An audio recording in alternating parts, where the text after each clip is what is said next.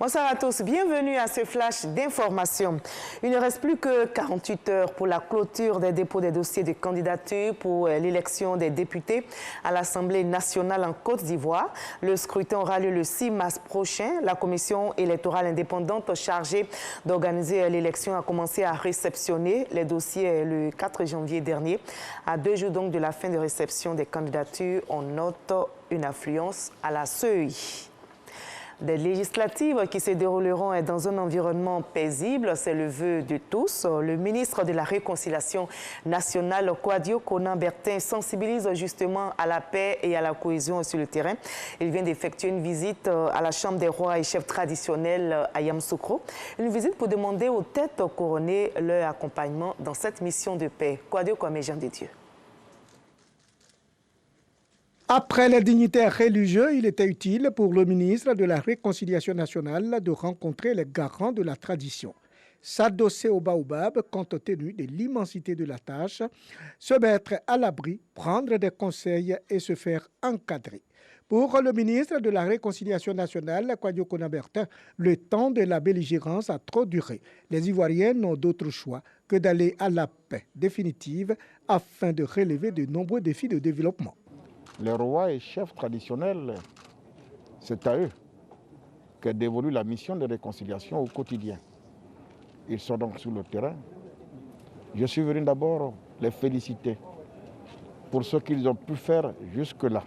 Et mettre à leur disposition, de sorte que nous puissions travailler en synergie dans la vision du chef de l'État pour conduire à bien cette mission de réconciliation.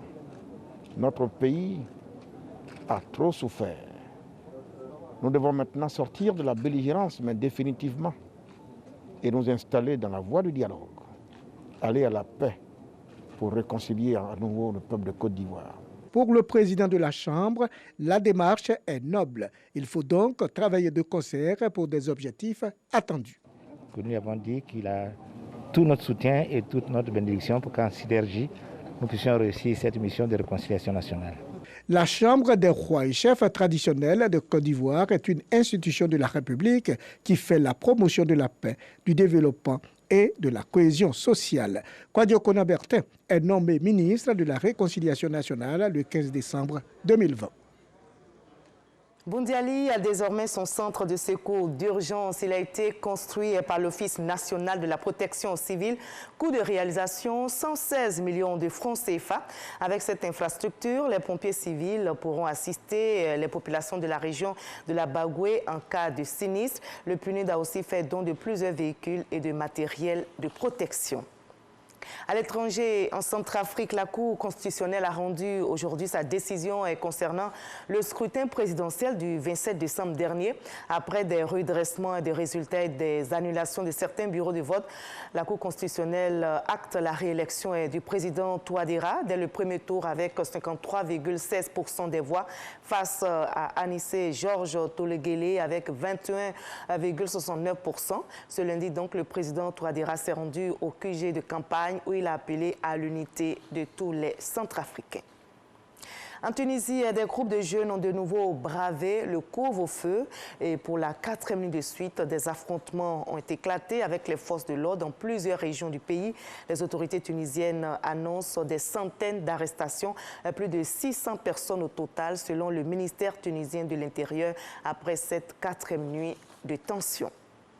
Le principal opposant russe Alexei Navalny a été arrêté par les services pénitentiaires dimanche dès son arrivée à Moscou et depuis l'Allemagne où il était en convalescence après un empoisonnement présumé suscitant donc la condamnation immédiate de l'Union européenne et des États-Unis ainsi que de l'ONU. La présidente de la Commission européenne condamne l'arrestation de l'opposant russe. Elle demande sa libération immédiate. La France, elle, se dit très préoccupée. La Pologne réclame une réponse rapide et sans équivoque de l'Union européenne. On va se retrouver à 20h pour la grande édition, mais juste après ce Flash Info. Suivez l'info régionale pour avoir toutes les nouvelles de nos régions ici en Côte d'Ivoire. À tout à l'heure pour le JT.